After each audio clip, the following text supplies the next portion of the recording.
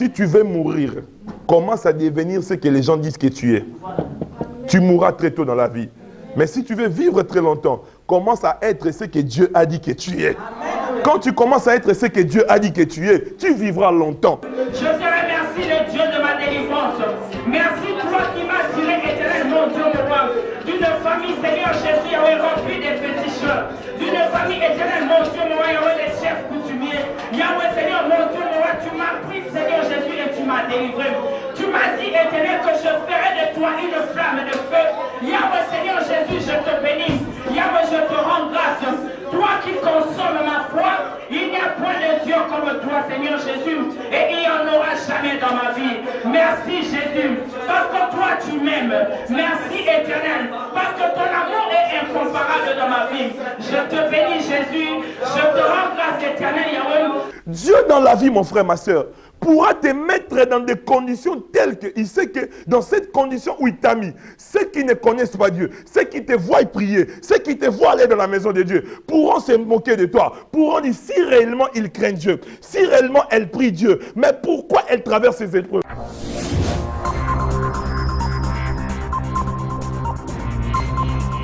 Je te rends grâce éternelle Yahweh, parce que tu m'as sorti de très loin, parce que nous avons traversé des moments durs, des moments difficiles, où je n'ai trouvé personne. Dieu nous prouve son amour pas par des fleurs, mais Dieu nous prouve son amour en nous faisant passer par le feu et que ce feu ne nous submerge pas. Quand nous sortons du feu, c'est alors il nous témoigne son véritable amour.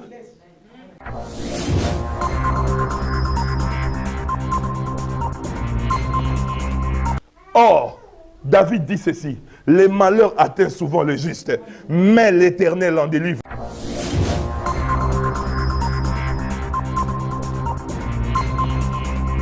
Le fait de prier Dieu, le fait de croire en Jésus n'exclut pas les problèmes.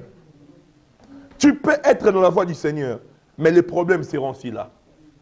S'il n'y avait pas de problèmes, tu ne pourras jamais témoigner la toute-puissance de Dieu. Si on peut témoigner la toute-puissance de Dieu, c'est parce que c'est Dieu permettra des problèmes. Non seulement il laissera des problèmes, il nous accordera.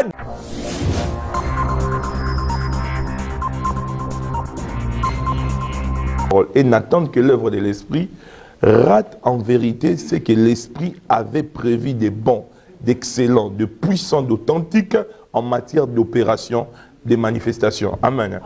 Tout commence au niveau de la parole. Vous devez apprendre à aimer la parole de Dieu.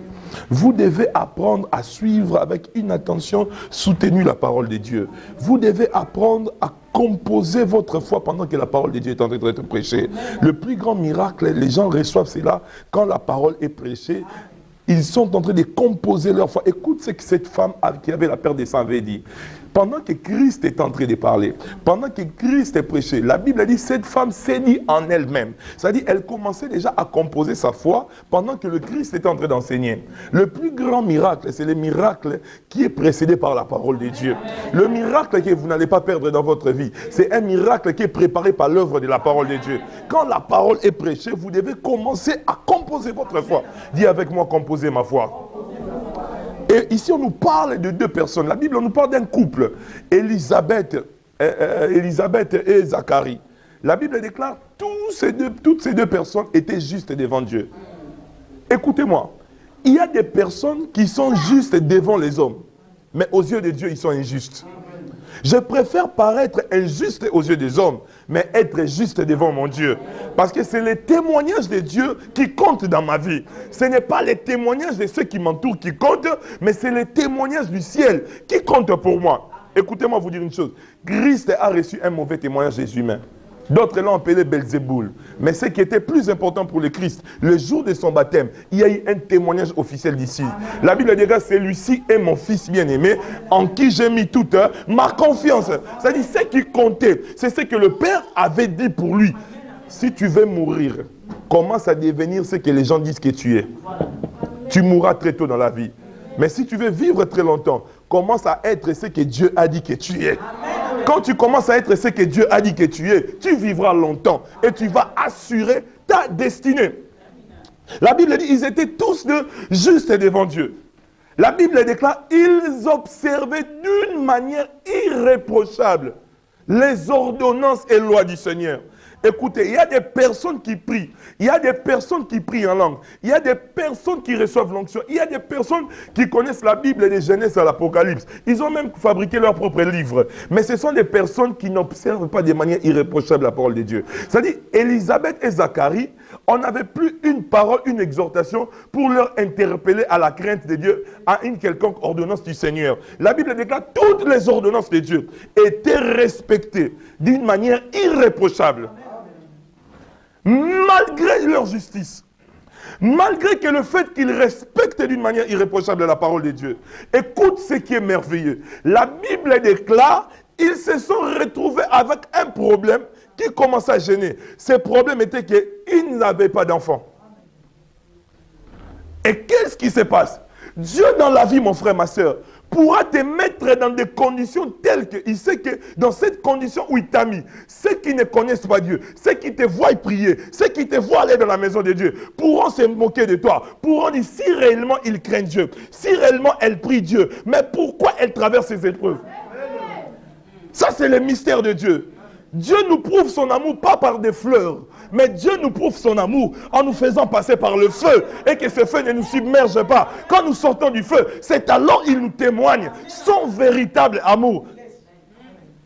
Si vous comprenez mal Dieu, quand les épreuves viendront, vous tournerez le dos à Dieu. Dieu ne vous offre pas la gloire sans passer par la croix. Ils observaient Dieu. Ils n'avaient pas un problème de péché.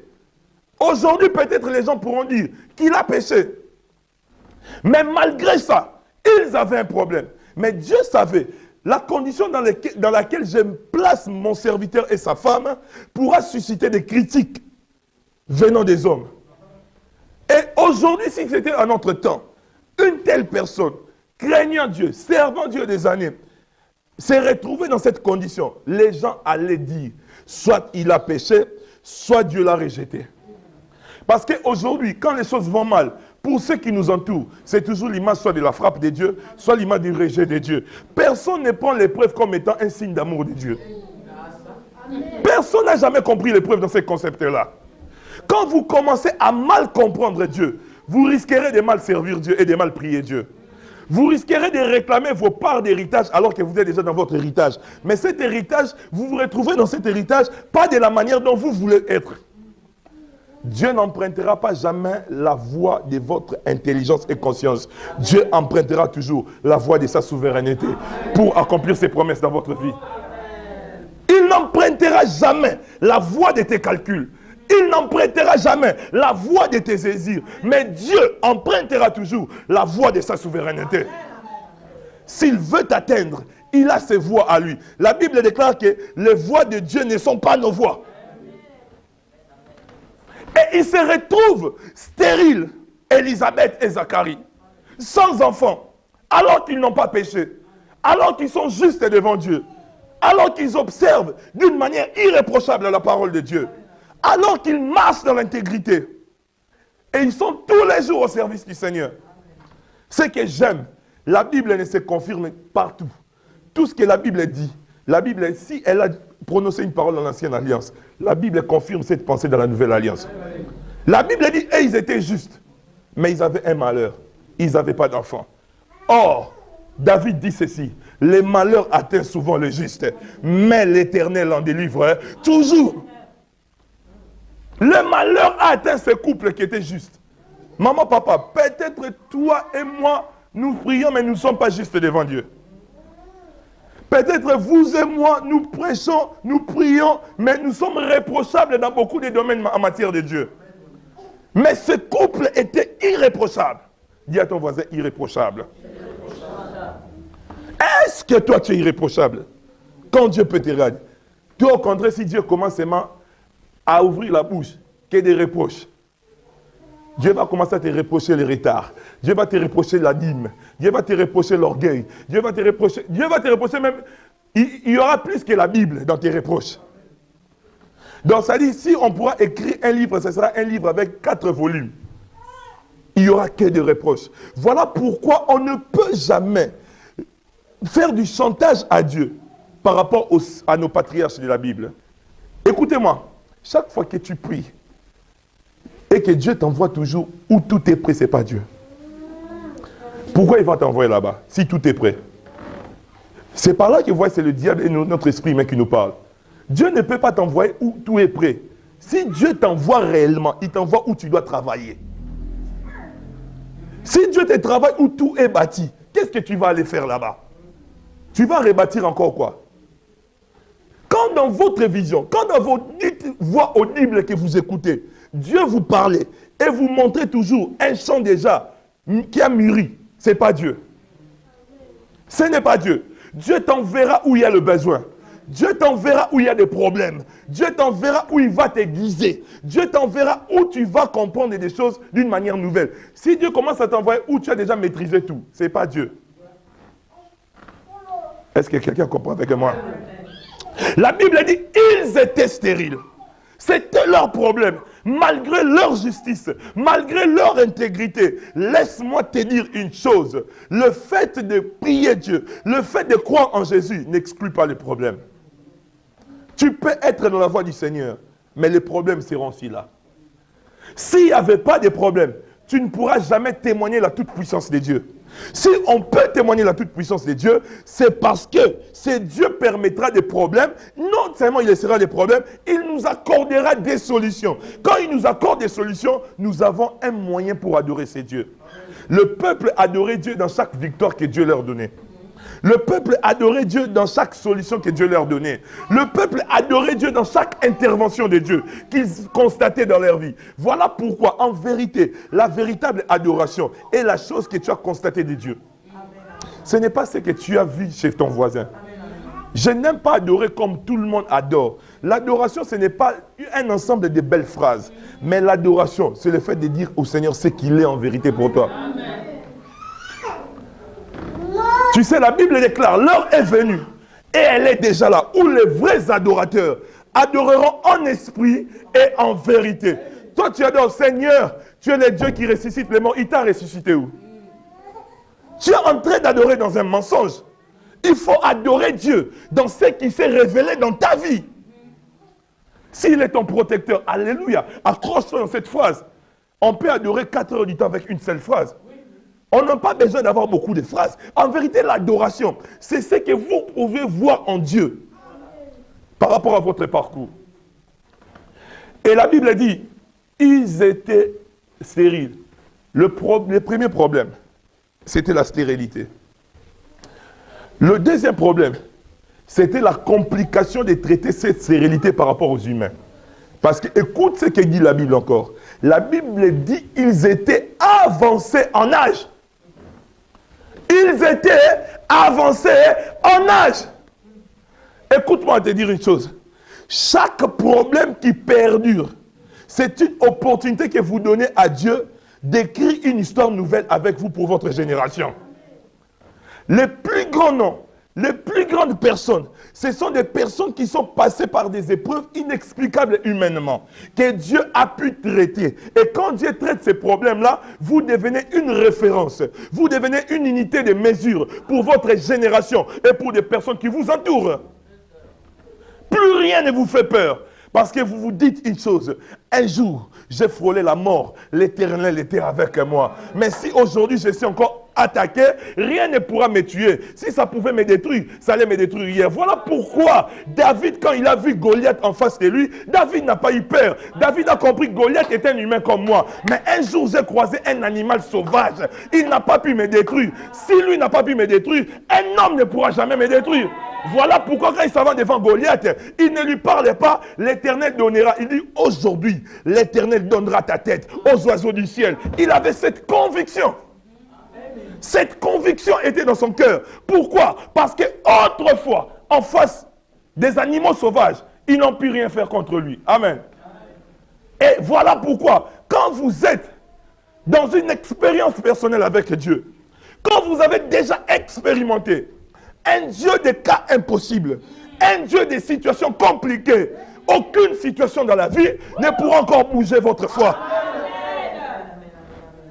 C'est lui qui fouille des problèmes, fouille son destin. C'est lui qui accepte les problèmes, c'est-à-dire qu'il affronte l'accomplissement de son destin.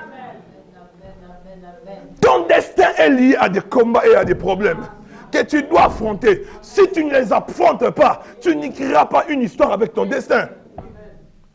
La Bible dit, ils étaient avancés en âge. C'est-à-dire, c'était très compliqué pour les humains.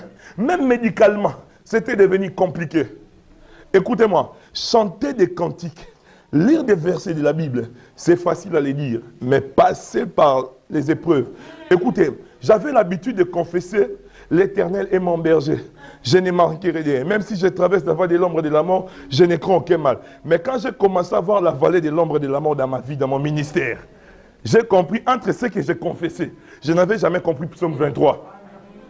Je disais, ça c'était une récitation que je faisais.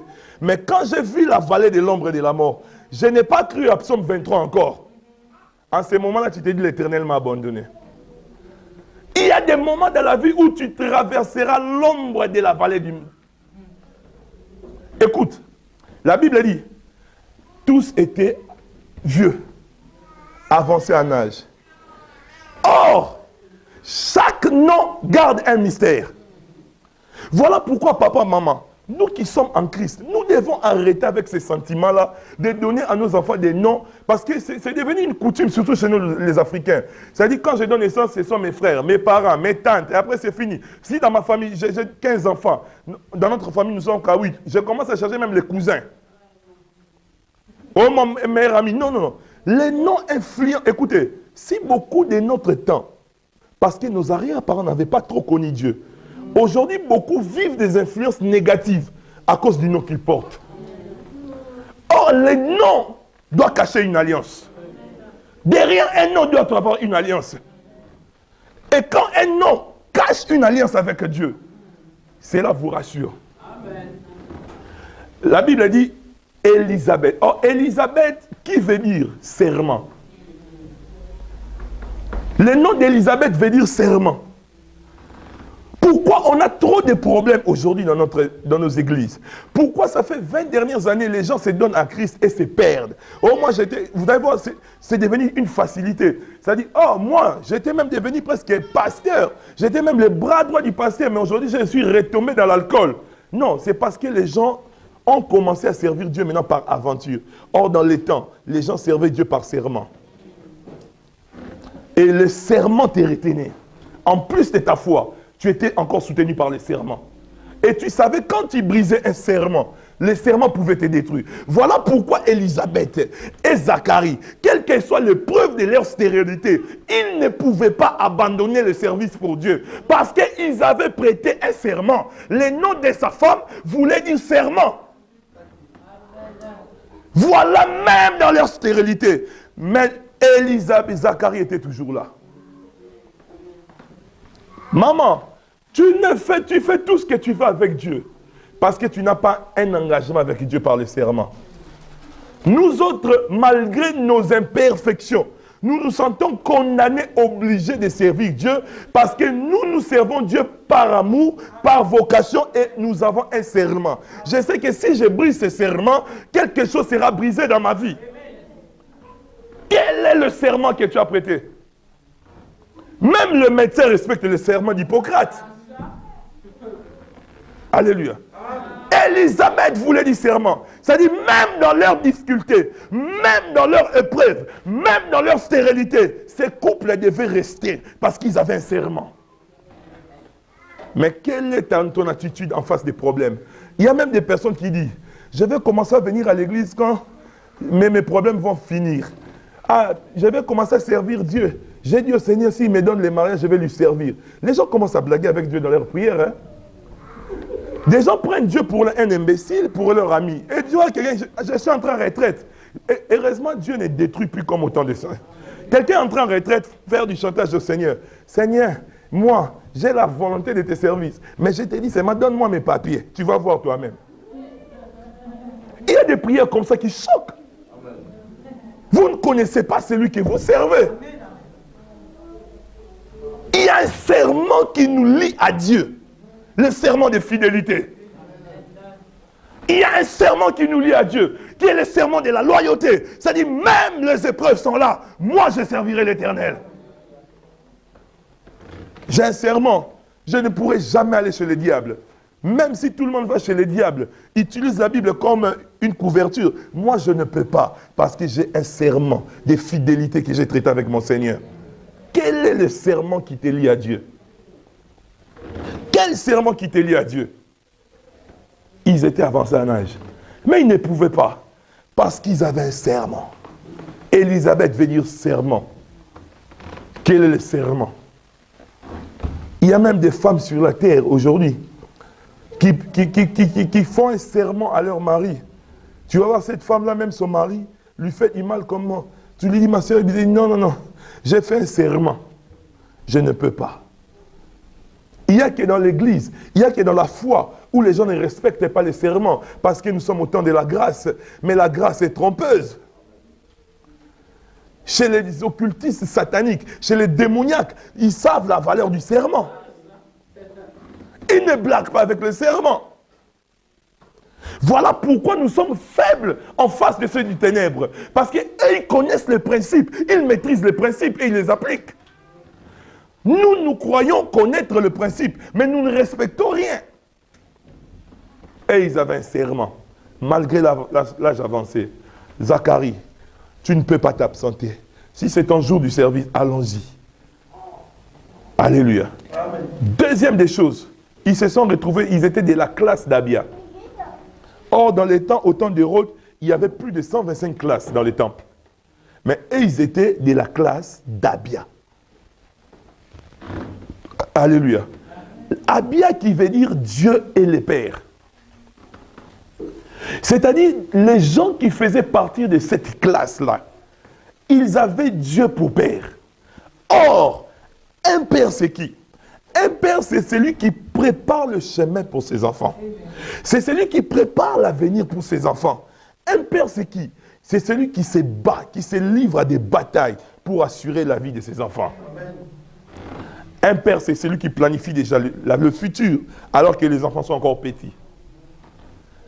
Comme Zacharie faisait partie de la classe d'Abia, qui veut dire Dieu est le Père, un père n'abandonne pas ses enfants. Amen. Quel que soit le rejet du monde, quel que soit le rejet et la condamnation de la médecine, ce qui est juste, ce qui est merveilleux, ils se sont retrouvés dans la classe d'Abia. Abia qui veut dire Dieu est le Père. Comme Dieu est le Père, un père ne pourra jamais mourir, ne pourra jamais laisser ses enfants mourir de honte jusqu'à la fin. Pendant qu'ils étaient là, le Père avait déjà préparé une naissance prophétique pour eux. Parce qu'ils étaient dans la classe d'Abia. Écoutez-moi vous dire une chose. Ne vous retrouvez pas dans un lieu par habitude. Ne vous retrouvez pas dans un lieu par mouvement. Ne vous retrouvez pas dans un lieu par nombre. Retrouvez-vous dans un lieu par alliance et par révélation. C'est-à-dire, la classe dans laquelle ils s'étaient retrouvés, c'était toute une révélation qui pouvait assurer et consoler Zacharie. Même si aujourd'hui Dieu ne fait rien. Ce qui est sûr, Dieu est notre Père ici à Abia. Retrouve-toi dans un lieu par révélation. Retrouve-toi dans un lieu qui a une alliance. Là, ils avaient une alliance avec Dieu le Père. Il y a beaucoup d'enfants de Dieu, aujourd'hui, qui n'ont pas Dieu comme Père, qui ont brisé déjà cette alliance. Ils ont Dieu comme Créateur. Mais Dieu doit cesser d'être seulement votre Créateur. Parce qu'il est aussi le Créateur des païens. Il est aussi le Créateur de Satan. Il est aussi le Créateur des méchants. Mais Dieu doit cesser d'être seulement votre Créateur. Vous devez développer cette relation, cette alliance de Père. Ils doivent devenir pour vous un Père, pas un Père des lèvres, mais un Père aussi par alliance. Chaque fois qu'il vous regardera, qui ne vous regarde pas comme sa créature, mais qui vous regarde comme son fils, comme sa fille bien-aimée. Cette alliance, vous devez développer ça. Vous devez activer ça si elle était brisée. Beaucoup d'enfants de Dieu suivent Dieu comme créateur. C'est une erreur. Même les païens le connaissent aussi comme créateur. Et ils étaient de la classe d'Abia. Ils avaient Dieu comme Père. Dans cette histoire, tout est prophétique. Le nom d'Élisabeth inspire une solution déjà. Deuxièmement, la classe dans laquelle ils se retrouvent cache une révélation. Abia. Qui est le Père dans votre famille? Vous avez qui comme Père? Écoute-moi te dire une chose.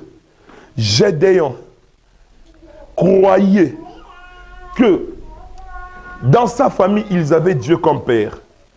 Mais en vérité, ils avaient Baal comme père. En vérité, une alliance qui était traitée dans leur famille là, c'était une alliance qui faisait de Baal qui soit le père de cette famille-là.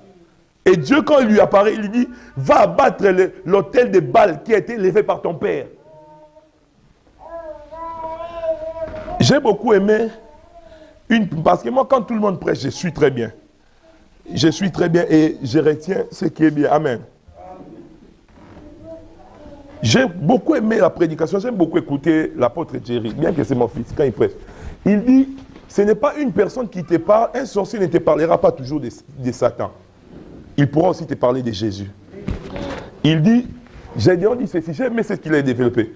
Il dit, Gédéon dit, où est le Dieu que nos pères nous ont toujours prêché, qui les a libérés? C'est-à-dire, leur papa leur enseignait le Dieu, mais alors que leur papa était sorcier. Il parlait de Dieu sans pour autant être des dieux.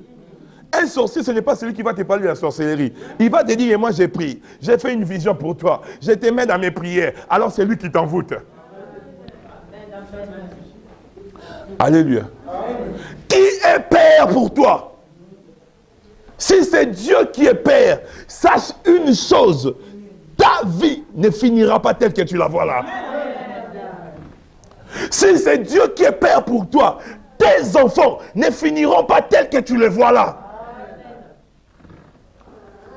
Il dit, deuxièmement, ce que j'aime encore, la Bible dit, Élisabeth.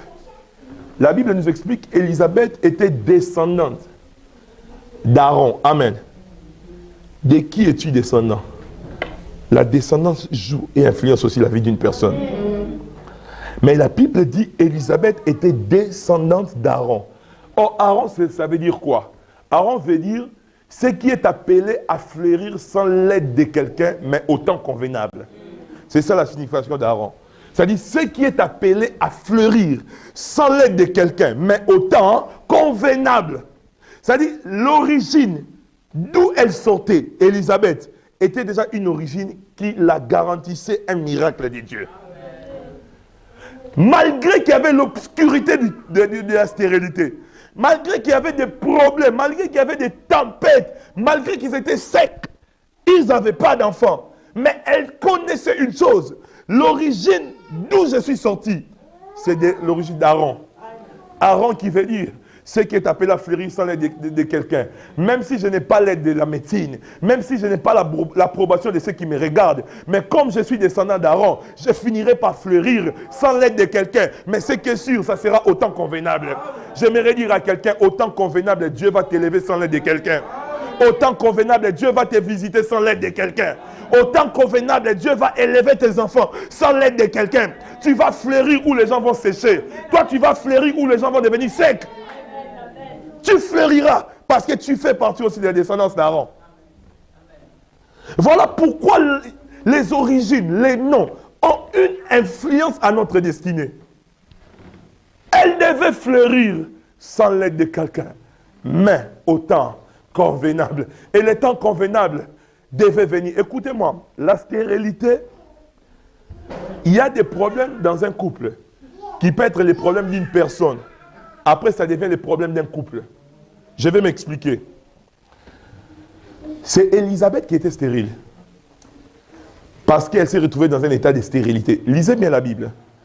Avec son âge avancé, médicalement, on pourra dire qu'elle avait dépassé la ménopause. Amen. Mais après, la stérilité a cessé d'être un problème pour Élisabeth, mais la stérilité est devenue un problème pour ses couples. Maintenant, ce n'était plus Élisabeth la stérile seulement, mais c'était ses couples qui étaient devenus stériles. C'est comme dans un couple, si quelqu'un est malade, une maladie transmissible, sexuellement transmissible. C'est-à-dire, au début, c'est une maladie qui a attrait avec un partenaire. Mais après, ça devient le couple qui devient malade. Est-ce que quelqu'un me comprend là? Amen. Après, c'est le couple qui devient malade. Mais ils étaient devenus maintenant un couple stérile. Mais ils se souvenaient toujours du serment. Deuxièmement, ils se souvenaient toujours de la classe dans laquelle ils se sont retrouvés. Troisièmement, il se souvenait de leur origine, qui est Aaron. Amen. Amen. Et voilà pourquoi, quatrièmement, Zacharie, qui veut dire ceci? L'Éternel s'est souvenu de moi. C'est ça la signification du mot Zacharie. L'Éternel s'est souvenu de moi. Dans cette histoire, vous allez comprendre, tout est prophétique. Maman, tu dois te mettre dans un système et environnement prophétique où toute chose, tout acte, tout nom doit être prophétique. Quand vous lisez cette histoire, tout était prophétique. Zacharie qui veut dire, Dieu s'est souvenu de moi. Pourquoi? Il a servi Dieu jusqu'à ce qu'il devienne vieux, avancé en âge. Mais un jour, comme son nom voulait dire que Dieu s'est souvenu de moi, il n'a pas lâché l'œuvre de Dieu. Maman, ne lâche pas l'œuvre de Dieu parce que les problèmes deviennent compliqués. Continue de servir Dieu. La Bible déclare, ces jours-là, il vient. L'Éternel se souvient de lui. Un ange de l'Éternel lui apparaît.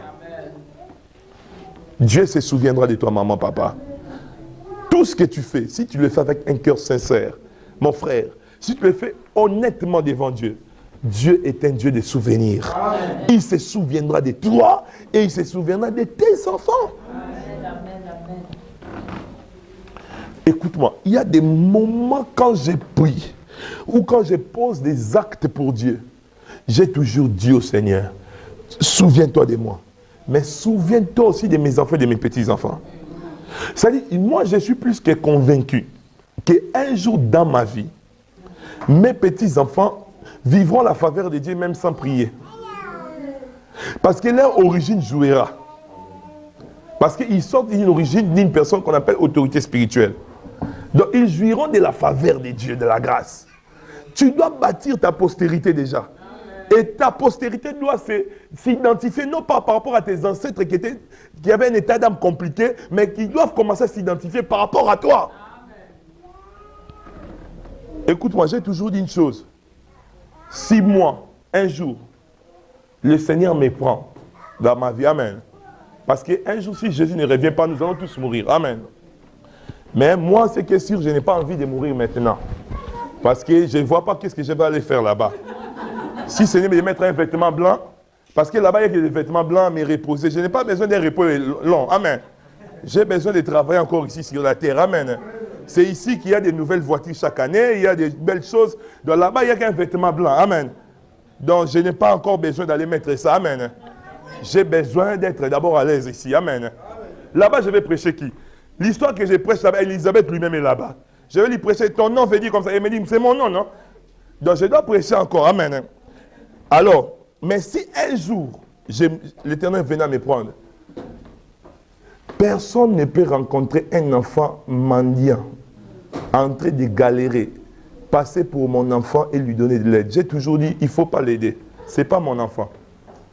Soit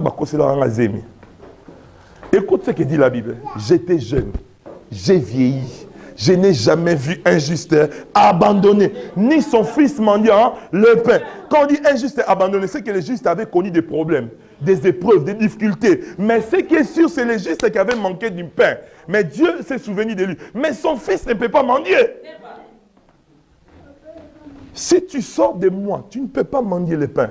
Moi-même, ton père, j'ai galéré. Toi, tu vas galérer au nom de quoi? Au nom de quoi? Donc cet enfant directement, même s'il porte mon nom, même si, parce que le robot m'appelle comme Bilonga. Moi non, toi tu ne sais pas qui s'assemble et se ressemble. Amen. Qui s'assemble et se ressemble. Il y a des personnes qui se ressemblent parce qu'ils se sont assemblés. Amen. Il y avait un moment, des gens me disaient souvent, apôtre parlait comme mon téléphone. Mais moi, ce n'est pas moi. C'est le fait de s'assembler tout le temps. Amen. Hein? Les gens commencent à se ressembler. Écoute-moi. Amen. Ton fils ne peut pas manger le pain. Ce n'est pas ton enfant. À moins que toi, tu aies été fou avec Dieu. Tu n'as pas été juste devant le Seigneur. Mais si tu étais juste, toi, tu peux connaître des problèmes. C'est-à-dire, les combats spirituels que nous livrons, c'est pour nos enfants en vérité. Nous avons lutté dans la vie. Mais eux, ils ne doivent pas lutter. Voilà pourquoi les parents africains n'avaient pas compris cette notion-là. Voilà pourquoi qu'est-ce que nous disaient nos papas. Va étudier pour Lukavi. Mais papa Mundela Roïf Samana Lukavi te. Arobong Selande moi na vie. Moi na okut ta vie na compte. Il y aura pas d'attention. Quelle classe n'est vite. Quel Lukavi na yo. Vous n'avez jamais écouté ça. Ton papa a beaucoup d'argent, beaucoup, mais pour lui, le fait de te pousser à l'école, c'est pour qu'un jour tu souffres, tu cherches ta vie. Mais un homme blanc ne dira pas ça. Il prépare l'avenir de son enfant. Voilà pourquoi nos papas nous laissent des conflits et non des héritages. Parce que c'est une mentalité satanique qu'on avait en Afrique. Un enfant ne doit pas livrer la bataille. Si son père avait compris les combats très tôt, c'est son père qui livre la bataille pour que ses enfants soient en paix. J'ai dit que tes enfants ne manqueront de rien au nom de Jésus. J'ai dit que tes enfants ne livreront aucun combat au nom de Jésus. Parce que toi, tu livreras des combats et tu remporteras ces combats. Tu remporteras ces combats pour toi. Tu les remporteras pour tes enfants. Tu les remporteras pour tes petits-enfants. Au nom de Jésus. Tu remporteras des combats pour tes enfants et tes petits-enfants. Tu ne peux plus livrer des batailles. Écoute-moi. Il y a des familles où c'est l'arrière-grand-père qui a lutté. Mais après, les petits-enfants ne font rien. Et regardez l'histoire, exemple, même les païens. Regardez l'histoire de la Corée. C'est le grand-père de Kim qui a lutté, qui a mené la révolution. Et il a laissé à son père, à son fils qui était le père de Kim, et ces petits voyous-là, il est hérité en troisième position, sans combat. Il faut beaucoup prier pour cet enfant-là. Je vous dis la vérité. Il faut beaucoup prier pour cet enfant. Il est vraiment animé par les diables. Un jour, il peut larguer une missile ici, au 24 alléluia, pour arme nucléaire. Parce que c'est un enfant qui n'a ni conscience, ni Saint-Esprit. Donc il est imprévisible dans tous les aspects de Dieu. Moi, j'ai prié pour lui. Seigneur, jusqu'à ce qu'il va mourir, qu'il ne fasse pas ça. Parce que ça pourra déclencher une troisième guerre mondiale. Et quand vous lisez la Bible, si Dieu permet une troisième guerre mondiale, sachez une chose, ça va activer les retours imminents du Seigneur. Amen. Et ils étaient là. Zacharie, Dieu se souvenait de lui. Dieu lui est apparu par un ange. Écoute-moi te dire, maman, quand Dieu t'apparaît, il y a des choses qu'on ne dit pas aux gens. Voilà pourquoi c'était prophétique quand Dieu lui a rendu muet. Beaucoup d'enfants de Dieu meurent. Beaucoup de sœurs meurent. Parce que tout ce que Dieu lui montre, tout le monde doit être au courant. Tout ce que Dieu lui révèle, tout le monde doit être mis au courant. L'ange a rendu Zacharie muet. Il lui est apparu. Dieu s'est souvenu de lui. Il lui envoie un ange. Il lui dit ceci, cela. Et l'ange lui dit, regarde comment il s'appellera. Et par émotion des pères Zacharie, regarde comment l'ange lui rend muet. Alléluia. Il y a des choses qu'on ne dit pas aux gens. Même si ce sont des personnes très proches à toi, il y a des choses qui doivent rester confidentielles. Quand Dieu te rencontre, ça doit rester confidentiel. Écoute-moi, quand Dieu apparaît à Abraham, il lui dit, tu sais, c'est là, tu me donneras ton fils que tu aimes beaucoup. Abraham ne pouvait pas partager ça avec Sarah. Sarah allait devenir un obstacle à cette recommandation de Dieu. Pourquoi? Sarah pouvait dire, non, non, Abraham, tu t'es entendu, tu as mis des choses en place avec Agar pour tuer Isaac, pour que Ismaël reste l'héritier.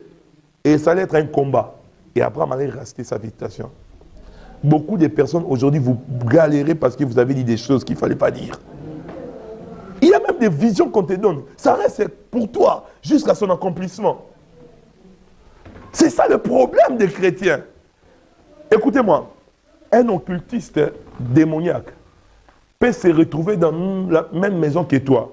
Il est sorcier, mais il ne te dira jamais qu'il est sorcier. Oui. Même si vous parlez des sorciers. Mais regardez comment le diable vous tente. Ah, moi vraiment, un jour le Seigneur m'a fait ceci, il m'a visité. Moi aussi, Dieu un jour, il m'est apparu.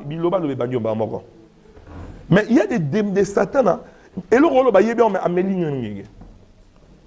ceux du monde disent une chose. Il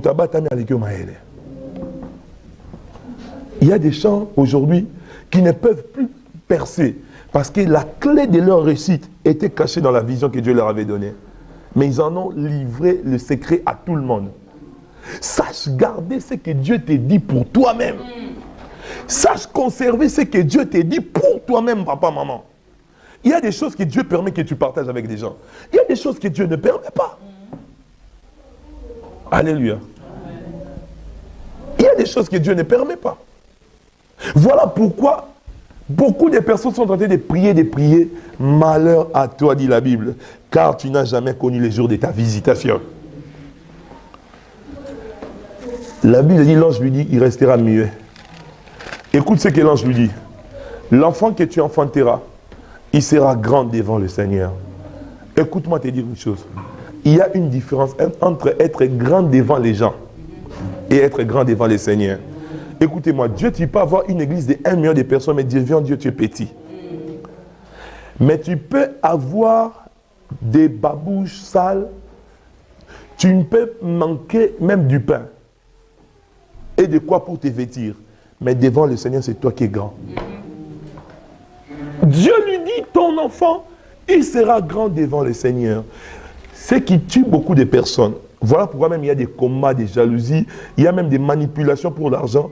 Tout le monde veut être grand devant les gens. Voilà pourquoi le diable est content de cette motivation-là. Parce qu'il sait que beaucoup de gens viendront vers lui.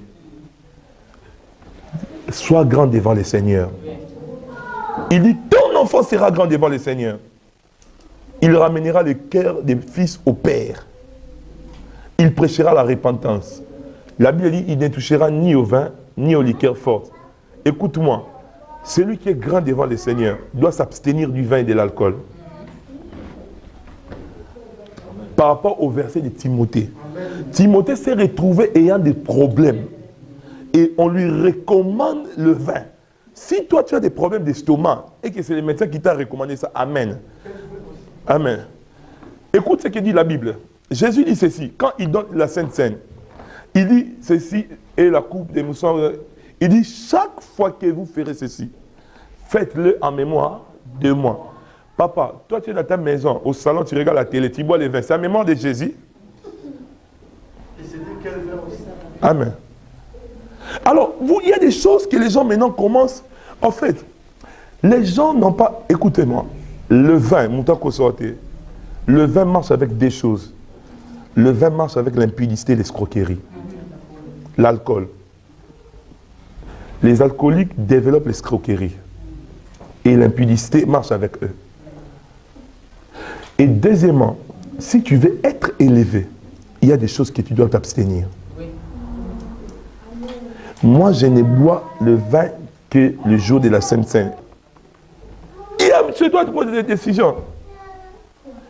Mais maintenant, c'est qu'on lui dit, le fils que tu enfanteras, il s'appellera Jean. Comme notre frère Jean-Paul. Amen. Jean qui veut dire quoi? Quelque chose de grand et de bon arrive. C'est ça la signification du mot Jean. Quelque chose de grand et de bon arrive. J'aimerais prophétiser sur la vie d'une femme et d'un homme qui me suit aujourd'hui. Quelque chose de grand et de bon arrive dans ta maison.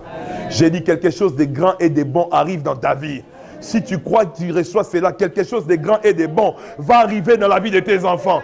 Quelque chose de grand et de bon va arriver dans ton ministère. Quelque chose de grand et de bon va arriver dans tes démarches. Quelque chose de grand et de bon arrive dans ta famille. Quelque chose de grand et de bon arrive dans ton parcours. Si tu crois, tu dis, je reçois au nom de Jésus.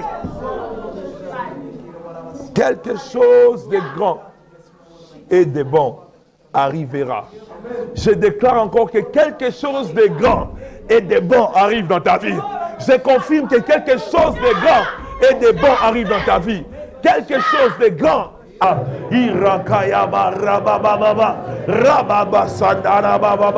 Plus tu adores Dieu, la maladie quitte ta vie. Les démons quittent ta vie, plus tu adores. Adore. Plus tu adores, ta destinée s'ouvre. Plus tu adores, quelque chose de grand et de beau arrive. Plus tu adores, les écluses s'ouvrent. Il se souvient de toi. Dieu est un Dieu de souvenirs. Dieu est un Dieu de souvenirs. Dieu est un Dieu de souvenirs. Dieu est un Dieu de souvenirs.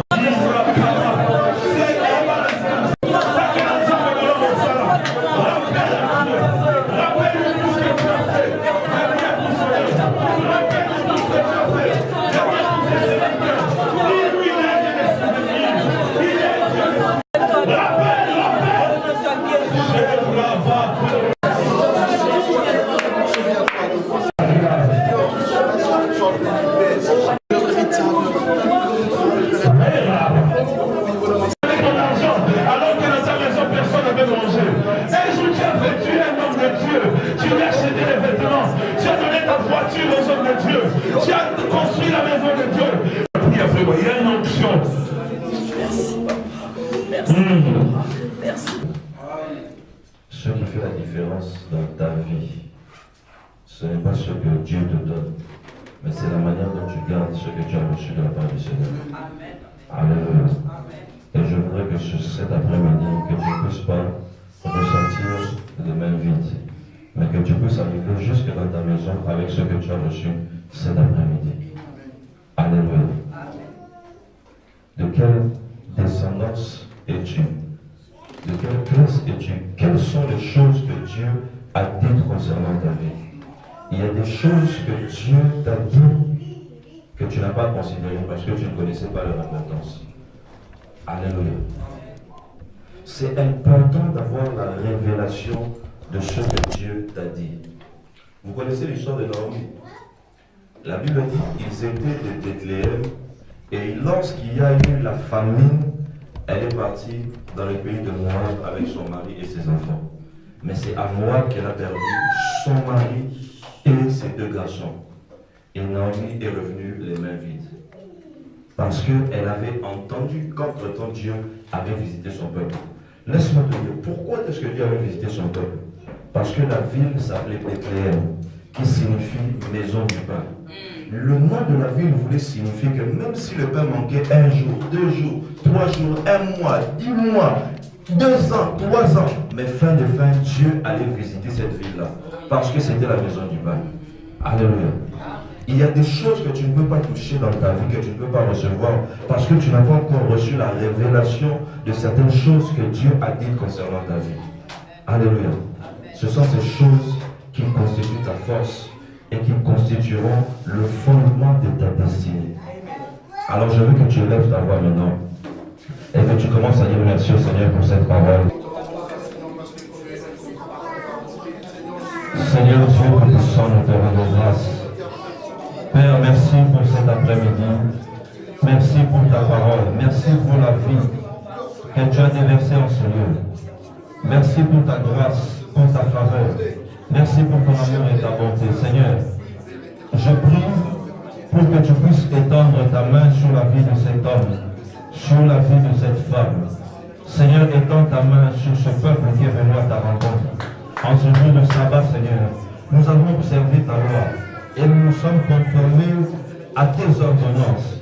Père, laisse que cette parole que tu as amenée à ton peuple au travers de ton saint serviteur, Seigneur, qu'elle puisse demeurer et produire des fruits dans la vie de tout un chacun. Dans le nom de Jésus, Seigneur, souviens-toi de cet homme, souviens-toi de cette femme à qui tu as parlé, Seigneur, depuis des mois, depuis des années, depuis des semaines. Seigneur, je sais que ta promesse, je sais, mon Dieu, que ton engagement ne se change pas. Parce que tu as dit, tu n'es pas un homme pour mentir, ni un fils d'homme pour te repentir de ce que tu as dit.